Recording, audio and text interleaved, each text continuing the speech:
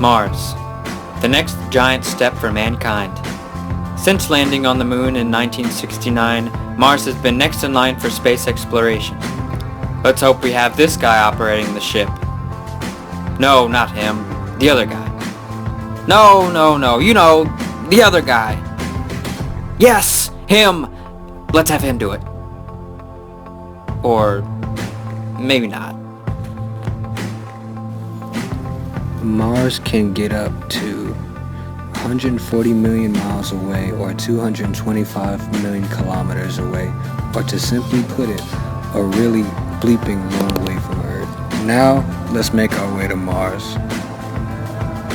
No, not in that. That would take over 200 years. And by that time, we'd all be dead. Luckily, we won't be using a sedan to get to Mars. We'll be using something like this. No, that wouldn't work either. We're gonna need us some rocket power. Something like this. Whoa, did you see that? I mean, no, this kind of rocket power.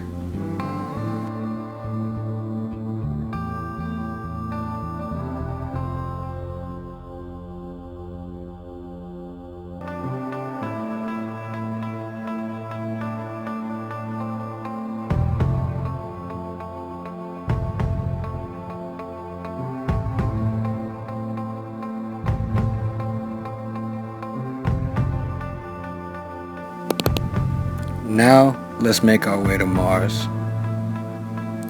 No, not in that. That would take over 200 years. And by that time, we'd all be dead. Luckily, we won't be using a sedan to get to Mars. We'll be using something like this. No, that wouldn't work either. We're gonna need us some rocket power. Something like this. Whoa, did you see that? I mean, no, this kind of rocket power. The proposed mission consists of a spaceship with a massive booster connected to it and will be powered by 42 Raptor engines.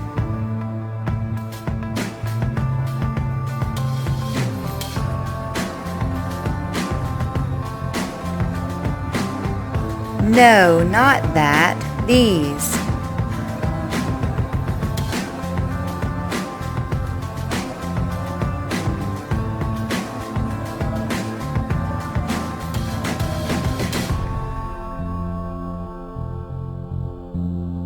The booster takes the spaceship into orbit around Earth, where the spaceship and booster will then be disconnected and the booster will return home to Earth.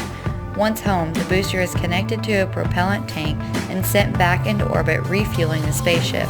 Landing on Mars, the spaceship uses its engines to lower it to the surface, which is called supersonic retropropulsion.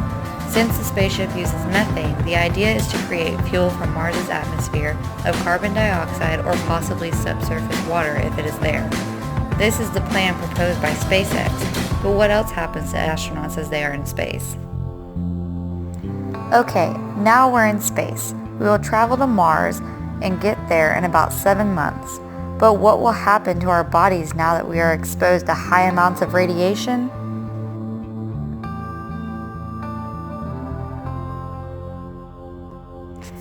Just kidding, but it does heighten your risk for cancer.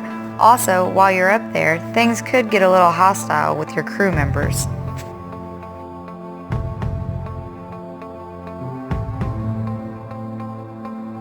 So you fight through the 7 months of waiting. What is there to do on the red planet? What will we find? Is there life?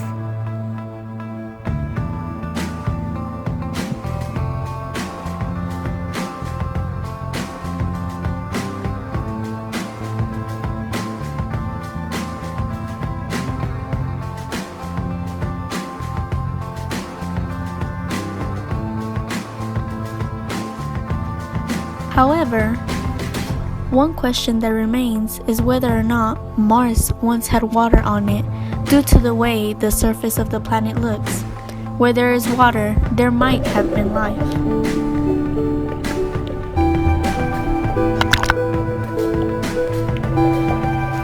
Oh wait! There couldn't have been enough water for mermaids to swim, could there? If we land on Mars, we can take samples. Oh my god, and we could possibly trace the history of the red planet. There's so much stuff we could do while we're on the planet.